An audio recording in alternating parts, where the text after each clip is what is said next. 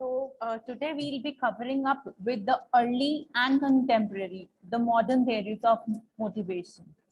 Fine. Just talking about the theories of motivation. Motivation theories are used to understand, explain, and influence human behavior. Early and modern theories of motivation allows the manager to find the reasons for people's actions, desires, and needs.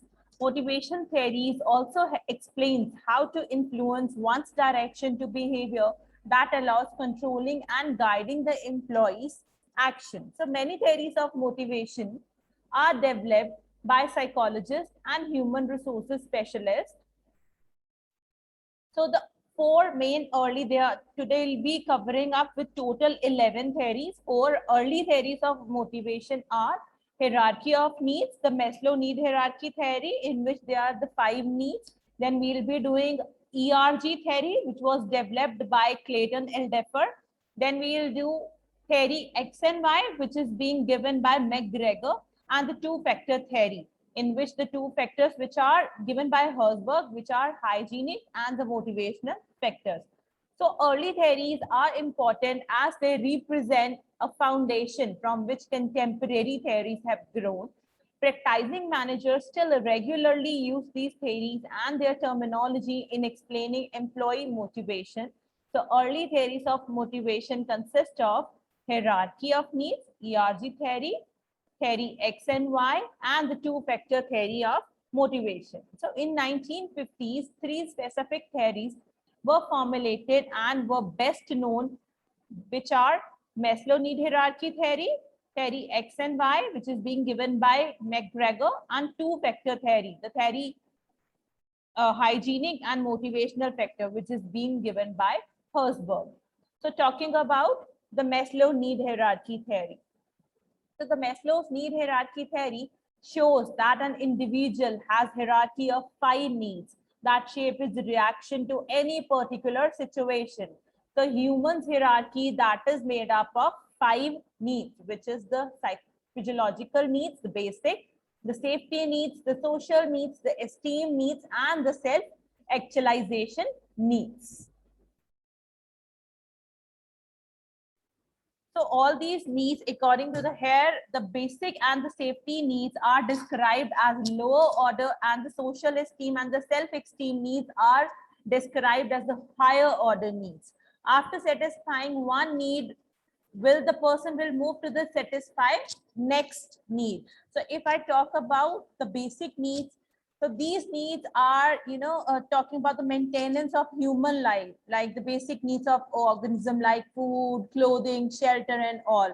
And if I talk about the safety needs, so these are the needs which are free, keep yourself free from the physical danger or the fear of loss of job, property, food, or shelter. Then the social needs. So these needs are physical association and contact with the belongingness, love and affection, acceptance by the fellows, your friendship circle, and so on. Then talking about the esteem needs. So when all other needs are satisfied, then ego becomes your motivator. So people want to be held in esteem both by themselves and by others. So it includes internal esteem factors such as your self-respect, your achievement, your status, your recognition, your attention. So then the self-actualization needs, so Maslow regards this as the highest need in the hierarchy. It is basically the desire to become one is capable of becoming, to maximize one's potential and to accomplish something. So the Maslow's hierarchy of needs is the theory proposed by Abraham Maslow in 1943 paper, A Theory of Human Motivation. So Maslow, a famous psychologist, tried to understand the human motivation. Abraham Maslow's need hierarchy theory is most well-known theory of motivation. The next theory, early theory of motivation, it's the ERG theory. ERG, which is existence, relatedness, and growth. I'm sorry. So ERG theory consists of 3 groups of core needs, which is existence, relatedness, and growth. So ERG theory shows that person works on fulfilling these needs simultaneously or separately depending on the difference of goals, status, and environment. Clayton L. Jeffer reworked Maslow's need hierarchy theory to align it with the empirical research. His revised need hierarchy theory is labeled as ERG theory. L. Jeffer argues that there are three groups of core needs, which is the existence need. So these are constantly and pervasively important in work. Some of them are the job security, the suitable working conditions, the reasonable working hours, pay, and fringe benefits. So job security, like when you work in an organization, your organization should take you in the confidence, like you will, when you will start working here, you will definitely get job security. Yeah, like we will not terminate you, will not fire you on easy basis until or unless you repeat the mistake again and again, and any other situation like this. Then the suitable working conditions, like you should get a very good environment over your work at your workplace, the working condition, neatness, safety, reasonable working hours. Like if the timings are of 9 hours, in that 9 hours you will definitely get a break, either of half an hour or for 1 hour, the tea break, the lunch break, like this.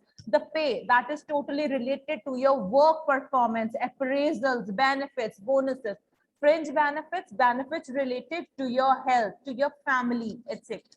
So it provides our basic material existence requirements. They include Maslow's basic and safety needs. So in existence needs, Maslow's basic and safety needs are included.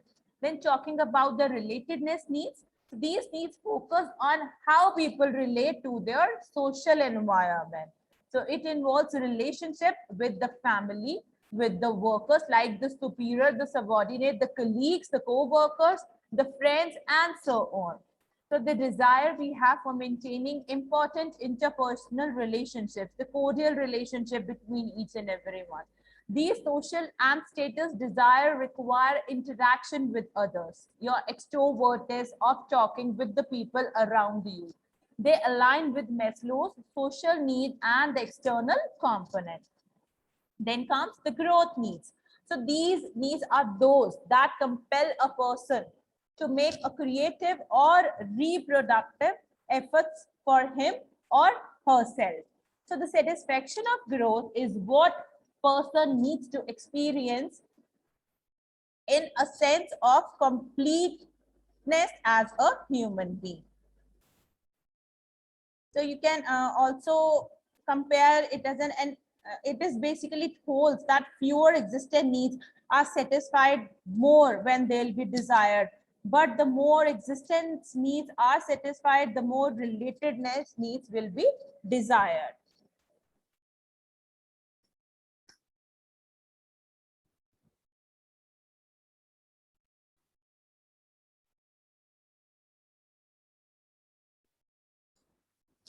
So next comes the theory X and Y of motivation by McGregor. So Douglas McGregor expressed his views of human nature in two sets of assumptions, which is the theory X and theory Y. So theory X, you can say that's the negative one, and theory Y, that is the positive one. Theory X, they are very ambitious towards their work. They are not ambitious towards their work. They dislike the responsibility of doing the work. They depend on others. Like when someone directs them to do their work, then they do a spoon feeding type of job. Whereas the theory Y, they are very passionate about the work. They have ambition. They are very ambitious. They like if they are given the responsibility, they try to assume that responsibility and authority and do the work in a very good manner. They have the need of achievement as well. So theory X is based on the following assumptions. They are their nature indolent, that is, they like to work as little as possible. So people of theory X type, they lack ambition, dislike responsibility, and prefer to be directed by others. So people are inherently self-centered and indifferent to organization needs and goals. People are generally gullible and are not very sharp and bright. On contrary, theory Y assumes that people are not a nature passive or resistant to organizational goals. They want to assume the responsibility. They want their organization to succeed. They are capable of directing their own behavior. They have the need for achievement. So what McGregor tried to dramatize through his theory of X and Y is to outline the extremes to draw the fencing within which the organizational man is usually seen to behave.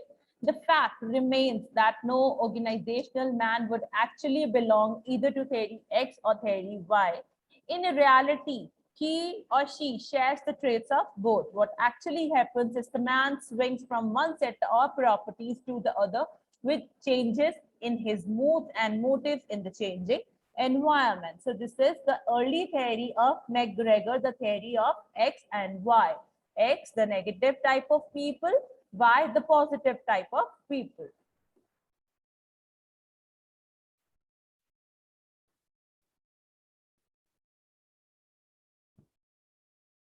So the next comes two-factor theory.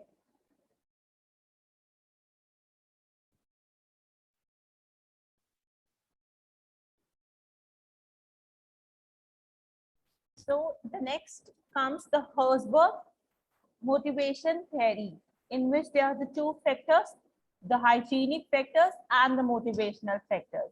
So the psychologist Frederick Herzberg extended the work of Maslow and proposed a new motivation theory popularly known as Herzberg's motivation hygienic factor theory, the two-factor theory. So Herzberg conducted a widely reported motivational study on 200 accountants and engineers employed by firms in and around the Western Peninsula.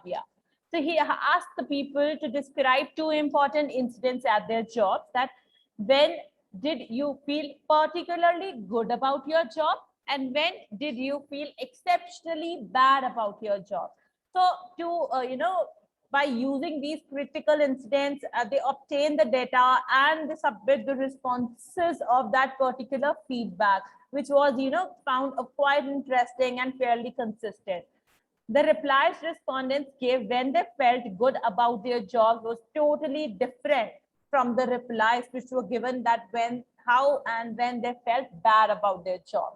So reported good feelings were generally associated with the job satisfaction, whereas the bad feeling was totally related with the job dissatisfaction. Herzberg labeled the job satisfiers motivators, and he called job dissatisfy hygiene or maintenance factors.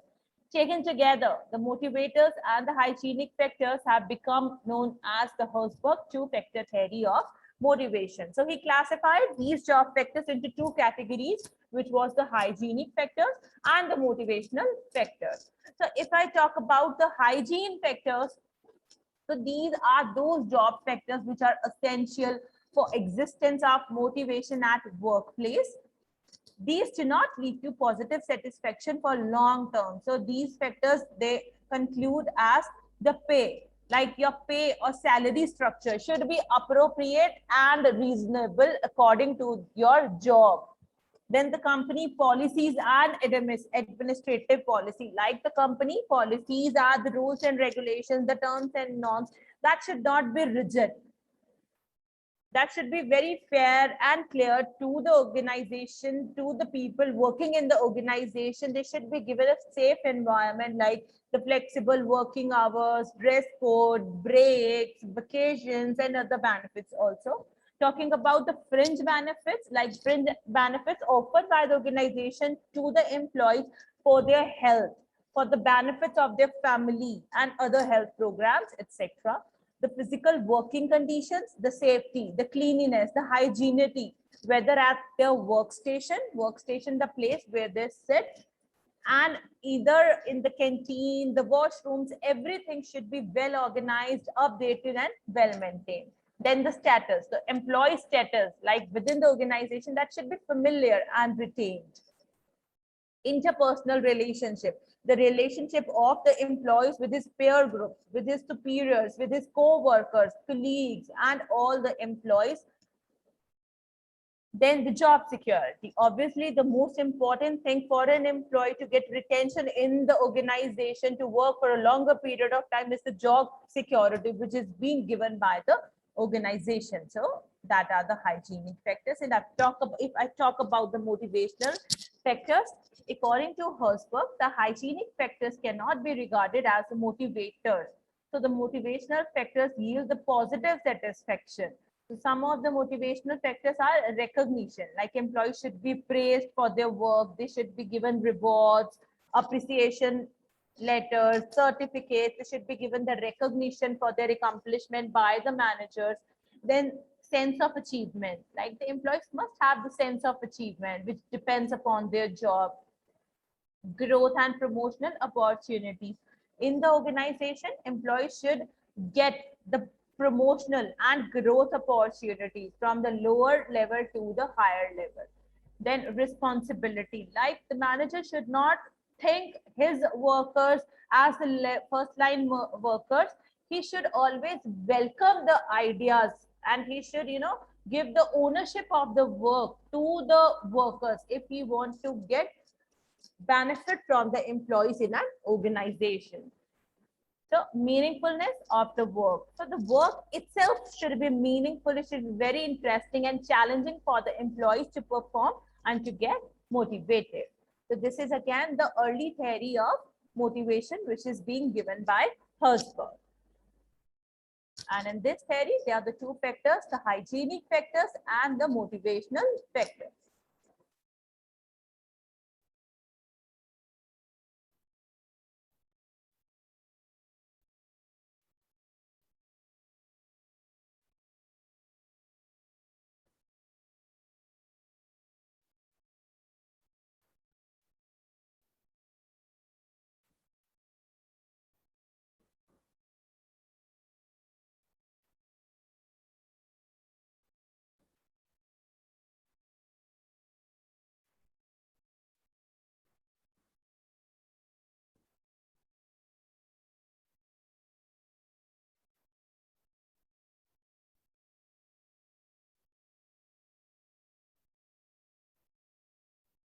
So before moving to the next theories, the modern theories, I just want to show you a short video regarding the motivation and organization behavior.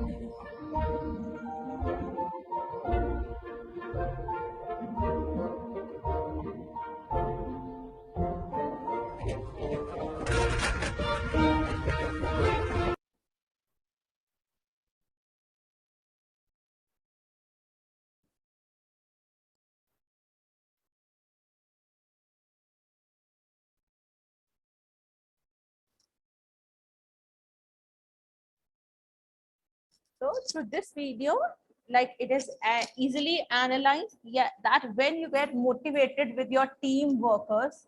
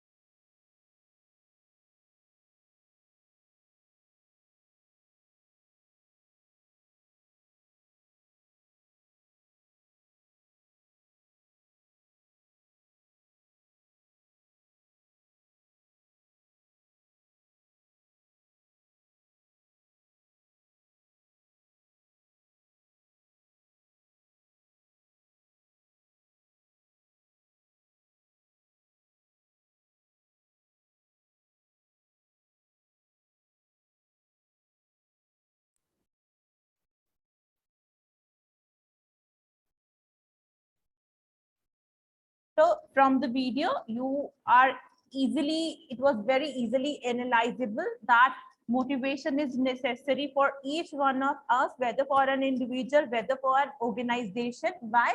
Because it's the motivation, whether for an individual or whether for team, which enhances the workability of each one of us.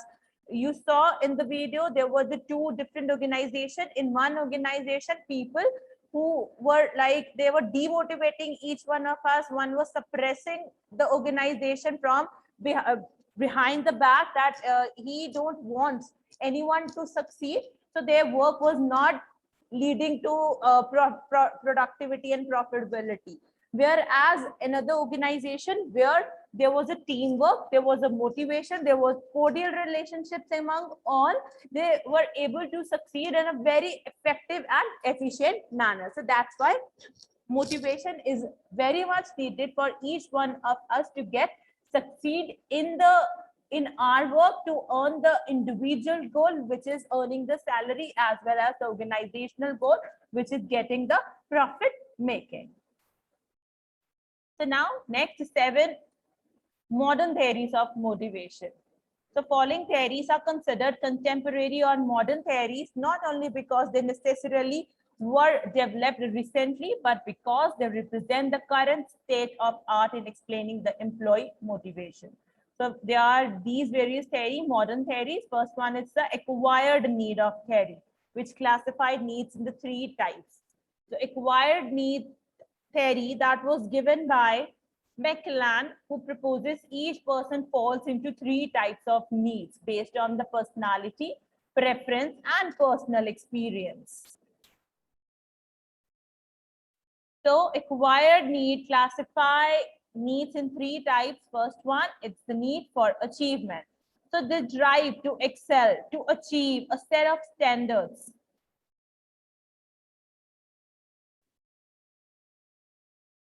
To strive to succeed. The theory focus on the 3 needs, which is achievement, power, and affiliation. So some people have compelling drive to succeed. They are striving for personal achievement rather than the rewards of success first. So this drive is the achievement need. The next is the need for power. So the need to make others behave in the way that they would not have behaved otherwise. That is the need of power. Like you can say the personal power or the institutional power.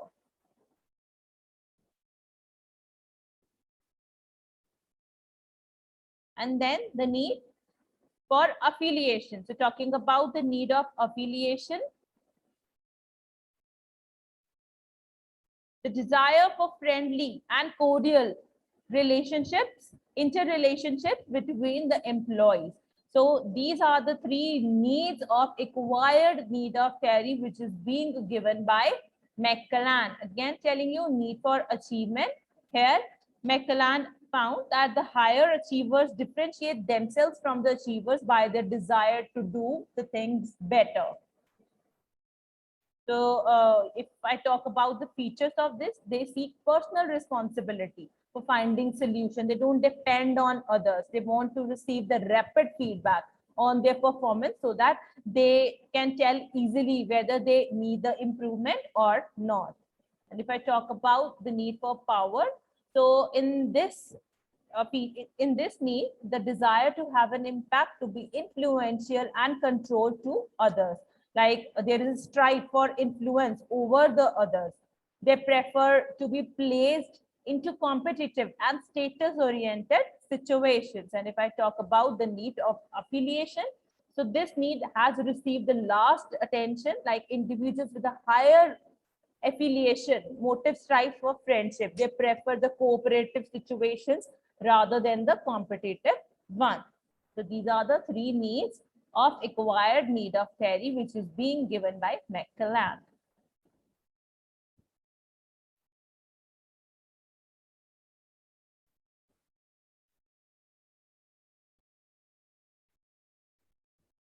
The next comes the goal setting theory. So this theory is given by Edwin Locke in 1960s. So this theory states that the specific and challenging goals along with the appropriate feedback contributed to higher and better task performance. The goals indicate and give directions to an employee about what needs to be done and how much effort is required to be put in. So in 1960, Edwin Locke put forward the goal setting theory of motivation. So the various principles of goal setting theory are clarity. So clarity, what clarity is, these you can say are the clear goals which should be measurable and ambiguous. So when a goal is dear and specific with a definite term as set for completion of the job, there is less misunderstanding about what behaviors will be rewarded. Then you can say if you give the proper clarity of the job to the people, there will be lesser turnover or job turnover in the organization, because employees will be able to know earlier that what mistake they'll be doing have done and why they are being fired, or before putting them into the job they should be able to know that what kind of job responsibilities they will be getting. If they suit, they'll join. If they don't suit, they'll not join. So next is the challenge. So one of the most important characteristic goal is the level of challenge. People are often motivated by the achievement and they'll judge a goal based on the significance of anticipated accomplishments. Like when you get the rewards, they typically increase for more difficult goals as well. And also, if you believe that you'll be well compensated or otherwise rewarded for achieving the challenging goal, that will boost your morale and your drive to get it done. Then commitment towards the work.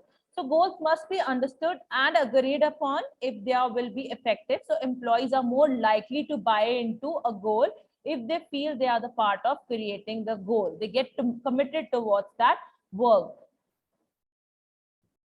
Then feedback. Yes, feedback is very much necessary, because when you get regular feedback from your manager or from your colleagues, it helps you to know that in what are your weaknesses and what are your strengths and which level at what kind of job you need to acquire changes for that. Then task complexity. So the last factor in the goal setting theory, it introduces two more requirements for the success, like for goals or achievements, assignments that are highly complex, take special care to ensure that work does not become too overwhelming. So goal setting theory has certain eventualities such as the self-efficiency and the goal commitment. So to complete the task, to move towards the completion of the task, two important things they are needed, which is your self-efficiency and the commitment towards the goal. Then self-efficiency is what self-efficiency is. It's the individual's self-confidence that yes, I can do the work, this task in this period of time. I have faith, I have that potential of performing this task. And the goal commitment, definitely the commitment towards the goal. So the goal setting theory, it assumes that individual is committed to the goal and will not leave that goal, quit that goal in between. Why? Because they are made open, known, and broadcasted in the advance. And goals should be set self by individuals rather than given by the others. So these are the various principles of goal setting theory: clarity, challenge, commitment towards the work, regular feedback, task complexity in which you feel yourself as a self-efficient, and goal commitment. Self-efficient, having faith in yourself to do that particular task, and commitment towards that goal, which is being given by Edwin Locke. So next comes the self-efficacy theory. So talking about the self-efficacy theory, so this theory holds that people are likely to engage in the activities to extent that they perceive themselves to be competent.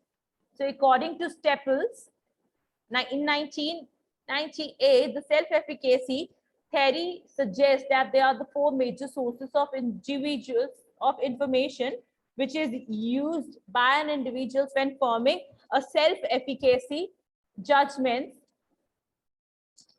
In order of strength, people who regard themselves as a highly efficacious think and feel different from those who perceive themselves as inefficacious. So talking about the four features, the four sources of self-efficacy beliefs, they are the performance, accomplishments, vicarious experience, social persuasion, and physiological and emotional stress. So if I talk about the performance accomplishment, so perform personal assessment information that is based on individuals' accomplishment, like previous successes, like when you have already succeeded, when you have already appreciated by your manager previously, that will today relate to your task to perform well, to lead towards the accomplishment of your job.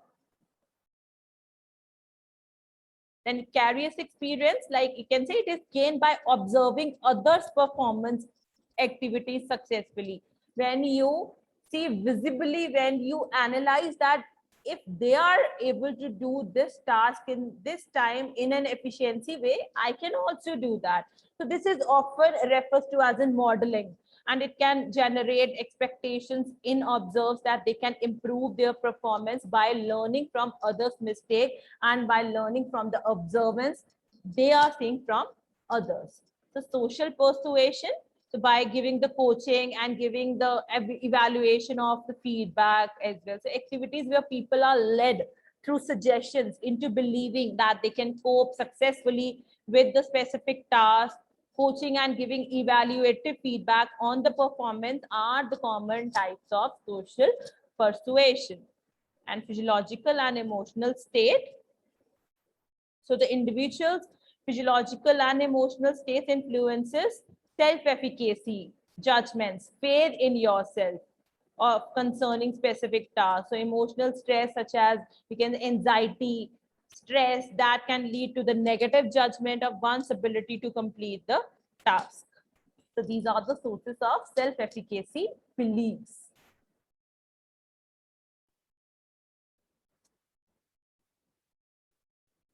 So the next comes reinforcement theory. So this theory is based law of effect, where behaviors are selected by the consequences and overlook the individual's internal state. So reinforcement theory of motivation was proposed by B.F. Skinner and his associates.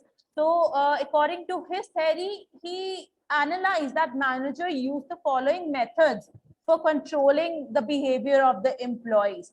So if I talk about the various behavior of an employee, the various reinforcements, first one is the positive reinforcement. So positive reinforcement, it implies giving a positive response when an individual shows positive and required behavior. For example, when you do some task, you immediately get praiseness, appreciation for that particular task. Like then this will increase the probability of outstanding behavior occurring again. So this reward is a positive reinforcement, but not necessarily if and only if the employee's behavior improves, the reward can say to be positive reinforcement. And if I talk about the negative reinforcement, it implies rewarding an employee by removing negative consequences. So both positive and negative reinforcement can be used for increasing in desirable and the required behavior. Then punishment.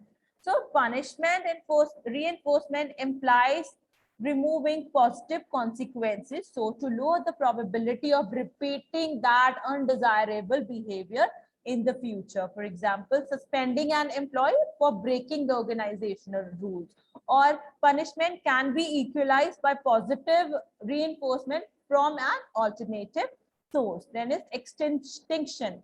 So it implies the absence of reinforcement. In other words, it implies lowering the probability of an undesired behavior by removing the reward for that kind of behavior. For example, if an employee no longer receives praises and appreciation and admiration for his good work, he may feel that his behavior is generating no fruitful consequences. So it may unintentionally lower desirable behavior.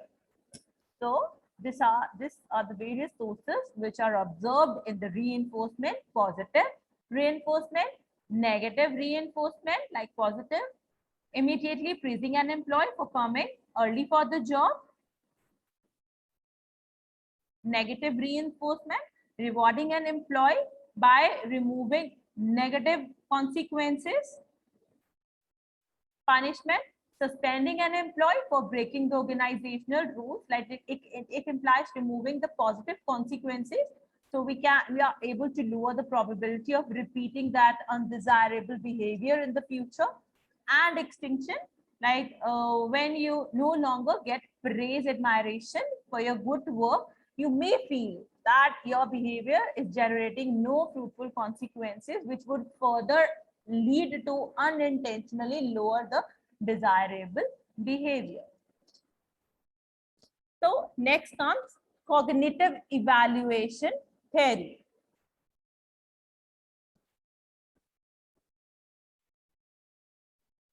So this theory is psychology that is designed to explain the effects of external consequences on the internal motivation. So this theory suggests two motivation systems. One is the intrinsic and another one is the extrinsic. So if I talk about the intrinsic one, these are the achievements which should be given to the employees. Responsibility should be given to the employees. Motivators that come from the actual performance of the task or the job, the intrinsic nature of the work. And if I talk about the extrinsic motivators, they are the pay, the promotion, the feedback, the working condition, such things that come from a person's environment but controlled by the others. One of the other of these may be powerful motivator for given individual. Intrinsically motivated individuals perform for their achievement and satisfaction if they come to believe they are doing some good job because of the pay or the working condition or some extrinsic reason, they began to lose the motivation. So in other words, a boss who is always dangling this reward or that stick will turn off intrinsically motivated people. So cognitive, which is based on two motivation system: intrinsic, which includes achievement, responsibility, and competence, and extrinsic, which is related to the pay, promotion, feedback, and the working conditions. Then comes Vroom expectancy model. So Vroom expectancy model, which is being given by Victor Vroom in his expectancy theory, it includes the three things, which is valence, expectancy, and instrumentality. Valence, according to Vroom, it was the value, the strength one places on a particular outcome or the reward. that I have the strength, I have the dignity that I will be able to do this task and I will definitely get the reward. Expectancy, it relates to the efforts to perform that task, that what efforts you make to perform that task. And instrumentality, that belief in yourself, that performance is related to the rewards. So motivation is equal to valence into expectancy into instrumentality by Victor Veroo.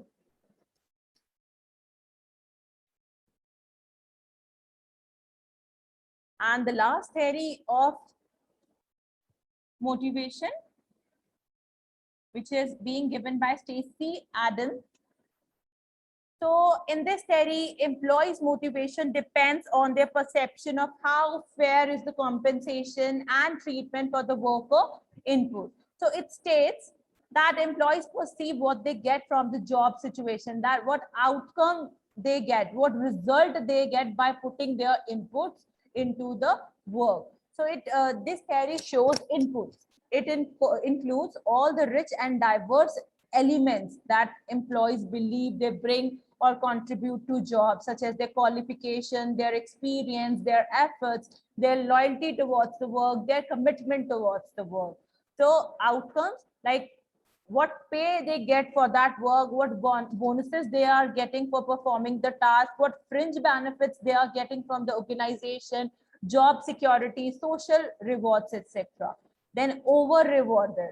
So this theory predicts that they will feel an imbalance in their relationship with their employees and seek to restore that balance. Then equity, like if employees perceive equity, then they will be motivated to continue to contribute at the same level. And unrewarded, like who feel they have been unrewarded and seek to reduce their feeling inequity through the same type of strategies, but the same of this specific action is now reverse. So these are the types which are included in the equity theory of motivation: inputs, outcomes, over rewarded, equity, and unrewarded. So where there will be, inequitable rewards, there will be dissatisfaction, then there will be the reducement of the output, departure from the organization.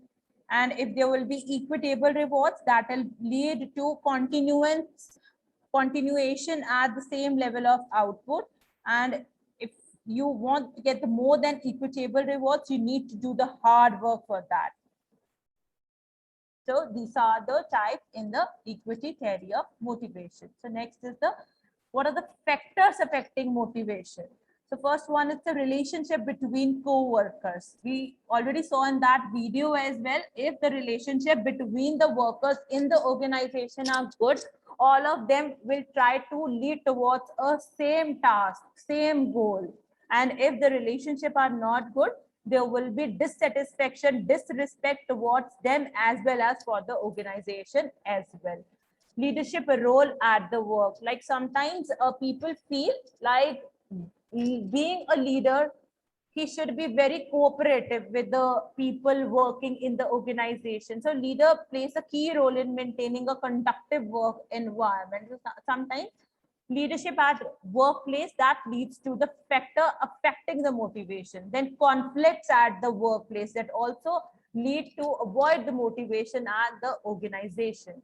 Then workplace incentives, like sometimes you can say incentive where are not achieving the financial results for the company are important, and on other hand they could be very well be and how well on maintain himself and herself at the workplace. So this factor also affects the motivation and also the workplace culture, like the organization culture, the norms, the behavior the people depict while working at that particular workplace, that also lead to a factor which affects the motivation. So today we did the 11 theories of motivation, the 4 theories of motivation. The early 4 theories were Maslow need hierarchy theory, Aldefer ERG theory, McGregor theory X and Y, hygienic and motivational factor of Herzberg. Then the 7 modern theories, McClelland's acquired need theory, Edwin Locke goal setting theory, Albert Bandura theory of self-efficacy, reinforcement theory of B.F. Skinner, cognitive evaluation theory, Bloom's expectancy theory, and Adams equity theory. And then we did the factors affecting motivation. That one is the relationship between the co-workers, leadership role at the workplace, managing conflict at workplace, workplace incentives, and workplace culture. So thank you, students, for today's lecture. We'll be completing up with today's topic. You can go through the PPT and let me know if you have any query.